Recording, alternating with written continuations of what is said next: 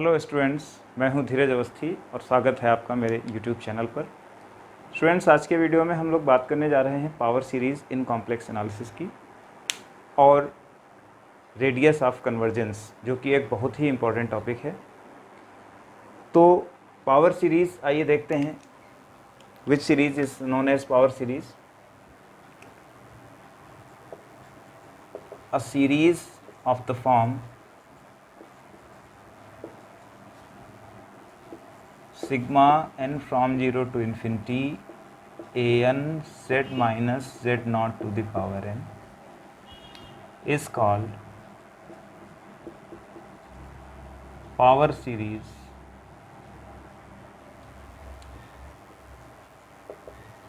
about point z naught. This series is about the point z naught. We can see the expanded form of the series also. जो sigma के form में लिखी हुई है ये compact form है, shortcut form है। चलिए इसको ओपन फॉर्म में लिखने की कोशिश करते हैं।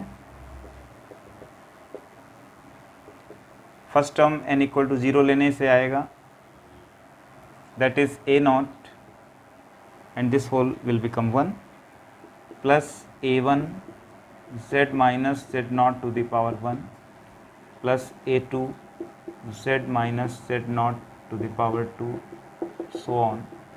The general term is an z minus z naught to the power n, and the series will go up to infinity. So this is the expanded form of power series.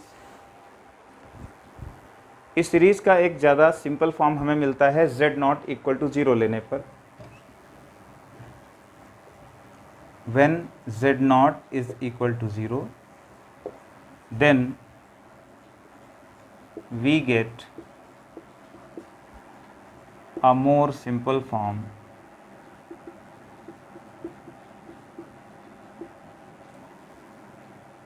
of power series,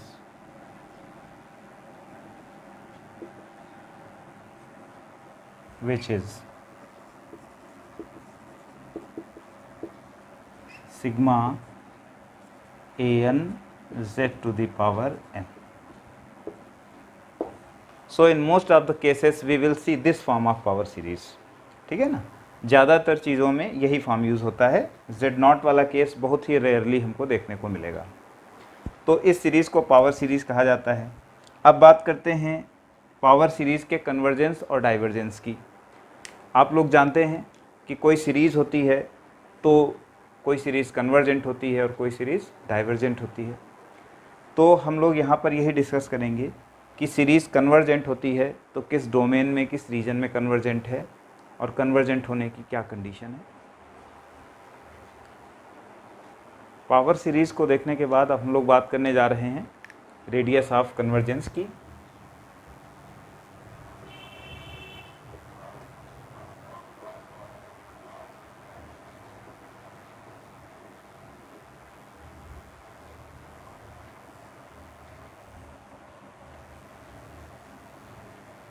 If mod of z is equal to r is a circle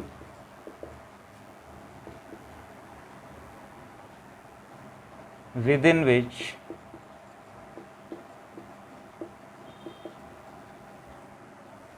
the series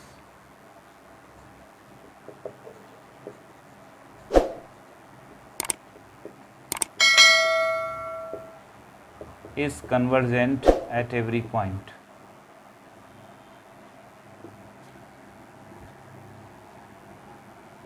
Convergent at every point. देखिए, complex form में circle की equation ये होती है जिसका centre origin पर है। Mod z equal to R, ये एक ऐसा सर्कल है जिसका सेंटर ओरिजिन पर है और जिसकी रेडियस r है।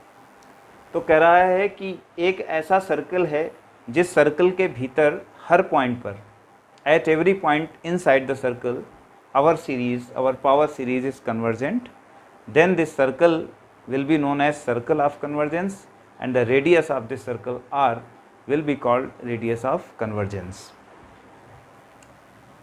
Then this circle is called the region of convergence,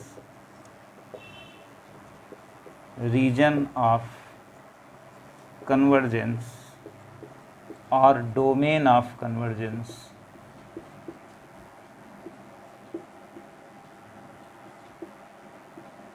and its radius is said to be radius of convergence. Radius of convergence. Suppose करिए ये हमारा सर्कल है जिसका सेंटर ओरिजिन है और जिसकी रेडियस r है। इस सर्कल की इक्वेशन है mod of z is equal to r। तो इस सर्कल को ही कन्वर्जेंस का डोमेन या रीजन कहा जाएगा।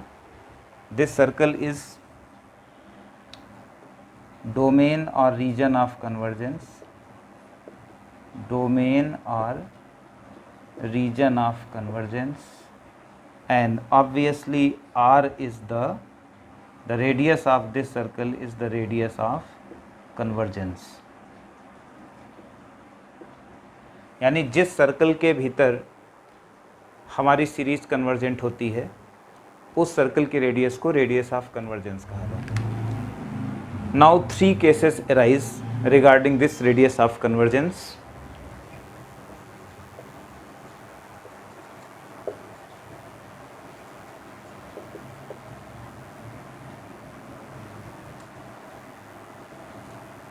Let's see what are these 3 cases। Case 1 है यहाँ पर कि if r is equal to 0। मान लीजिए कि हमने रेडियस ऑफ कन्वर्जेंस को निकाला और वो रेडियस ऑफ कन्वर्जेंस 0 आ जाती है। if r is equal to 0 then the series will be convergent, the series will be convergent only at a single point z equal to 0। किसी सर्कल की radius अगर 0 हो जाए तो वो सर्कल एक पॉइंट में कन्वर्ट हो जाता है, श्रिंक होकर के एक पॉइंट में कन्वर्ट हो जाता है। इसको पॉइंट सर्कल भी कहते हैं। और उस स्थिति में सिर्फ सर्कल के अंदर उसका सेंटर ही बसता है। तो सेंटर है z इक्वल टू 0 और इस कंडीशन में हमारी सीरीज सिर्फ इस एक मात्र पॉइंट पर कन्वर्जेंट होगी और इस पॉइंट के अलावा जो पूरा एंटायर कॉम्प्लेक्स प्लेन है उस पर सीरीज डाइवर्जेंट होगी। Case 2, if r is a finite positive number, finite positive number, यही मेन केस है जिसमें एक सर्कल होता है, सर्कल की एक रेडियस होती है। तो इसमें क्या होगा कि अगर सर्कल की रेडियस r है और r एक फाइनाइट नंबर है तो सर्कल के इनसाइड जो है z लेस देन r यानी इनसाइड द सर्कल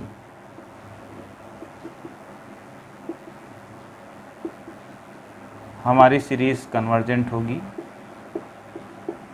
और आउटसाइड द सर्कल हमारी सीरीज जो है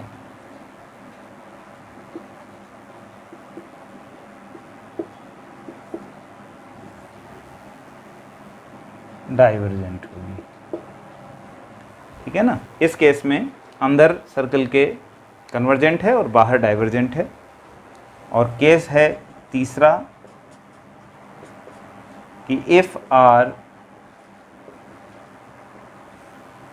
इज इन्फिनिटी, अगर r की वैल्यू अनडिफाइंड हो जाती है, इन्फिनिटी हो जाती है, यानी सर्कल इतना बड़ा हो जाएगा कि उसकी रेडियस इन्फाइनाइट हो जाएगी, तो पूरा का पूरा कॉम्प्लेक्स प्लेन ही उस सर्कल के अंदर आ जाएगा।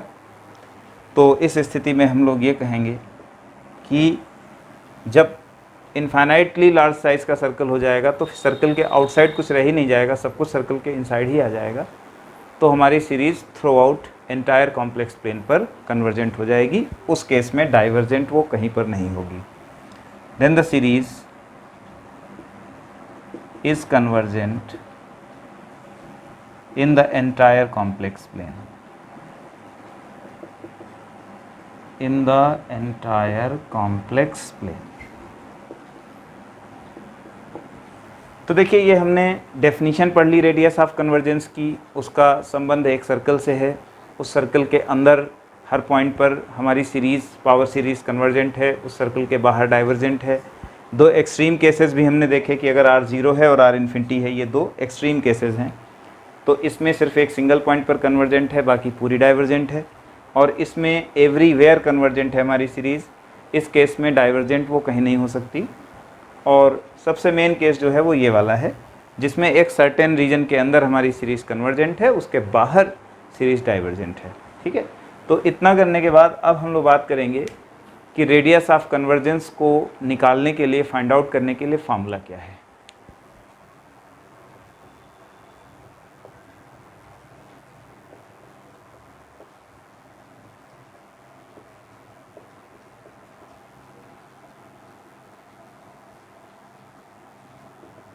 Formula for radius of convergence, तो इसके लिए फार्मूला है कि 1/r is equal to limit n tending to infinity mod of an to the power 1/n।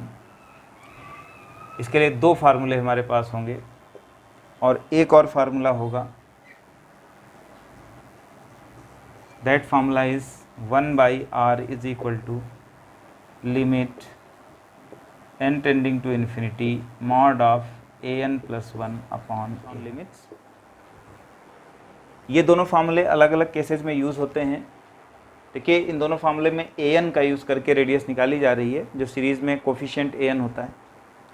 तो अगर an ऐसा है कि उसमें पावर में n रखा हुआ है, तो उस केस में हम लोग ये वाला फार्मूला यूज़ करेंगे, क्योंकि पावर के n को न्यूट्रलाइज करेगी ये पावर 1/n। और इन केस जो an है वो एक रेशनल एक्सप्रेशन है, एक सिंपल एल्जेब्राइक एक्सप्रेशन है, तो उस केस में हम लोग ये रेशियो वाली फॉर्म को यूज़ करेंगे। तो जैसी फॉर्मेट होगी सीरीज़ के, उसके अकॉर्डिंग इन दोनों में से किसी एक फार्मूले का सिलेक्शन करके हम लोग रेडियस ऑफ कन्वर्जेंस को फाइंड करेंगे। चलिए अब कुछ एग्जांपल्स देखेंगे रेडियस ऑफ कन्वर्जेंस के। So this is the first example, sigma z to the power n upon n to the power n, this is the power series whose radius of convergence is to be obtained। तो इसमें इसकी हम लोग comparison करेंगे, sigma A N Z to the power N, यही form होता है power series का, तो हमें ए एन की ज़रूरत पड़ती है। तो a N is equal to 1 upon n to the power n. Mod of A n होता है फार्मूले में, मगर ये पूरी रियल नंबर है, तो इसका मॉड ए एन जो है, मॉड लेने का इस पर कोई असर नहीं पड़ेगा, और mod of A N is as it is. तो देखिए रेडियस ऑफ कन्वर्जेंस का फार्मूला होता है 1/r, फर्स्ट वाला फार्मूला यूज़ होगा क्योंकि पावर वाली फॉर्म है, n टेंडिंग टू इन्फिनिटी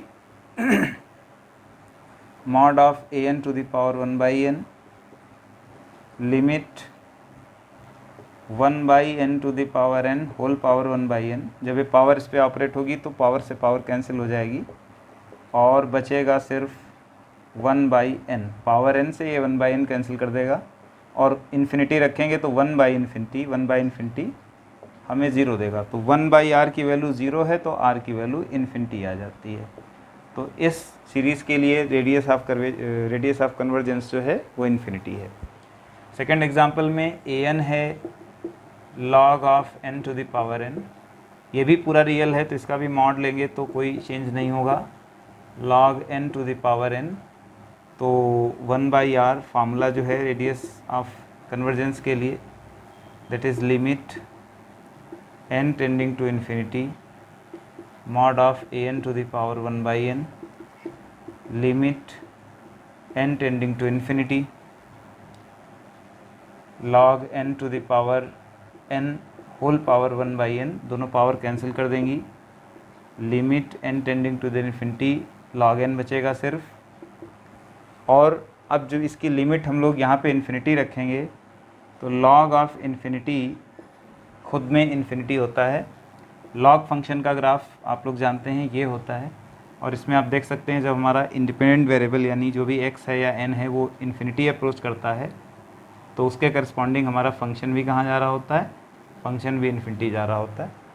तो log of infinity is infinity itself, और 1/r अगर इन्फिनिटी है तो रेसिप्रोकल करिए तो 1/इन्फिनिटी 0 होगा। So in this case the radius of convergence is 0।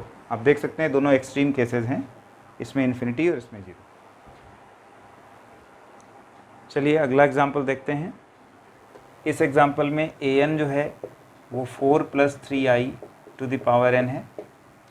Taking mod of an, mod of 4 + 3i to the power n, इसमें 4 + 3i का mod 5 हो जाएगा, √4² + 3², और उसकी पावर n लग जाएगी। यहाँ पे हम एक रूल का यूज़ कर रहे हैं कि mod of z to the power n is equal to mod of z to the power n। ध्यान दीजिए इस रूल का प्रयोग किया जा रहा है।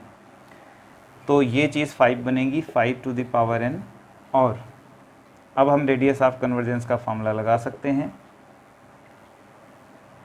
That is limit n tending to infinity mod of an to the power 1/n limit 5 to the power n 1/n, n से n कैंसिल हो जाएगा और सिर्फ 5 बचता है। जब कांस्टेंट है तो उसकी लिमिट लगाने का कोई मतलब नहीं है। तो 1/r इज़ इक्वल टू 5 है, तो r is equal to 1/5। That is the answer for this question. तो इस पावर सीरीज़ के लिए जो रेडियस ऑफ कन्वर्जेंस है दैट इज़ 1/5। तो स्टूडेंट्स आज के वीडियो में हम लोग इतना ही करते हैं। कुछ और एग्जांपल्स रेडियस ऑफ कन्वर्जेंस के, और साथ ही में डोमेन ऑफ कन्वर्जेंस और रीजन ऑफ कन्वर्जेंस कैसे निकाला जाता है, इसके लिए हम लोग अगले वीडियो में काम करेंगे। तो आज के लिए इतना ही। Thank you so much.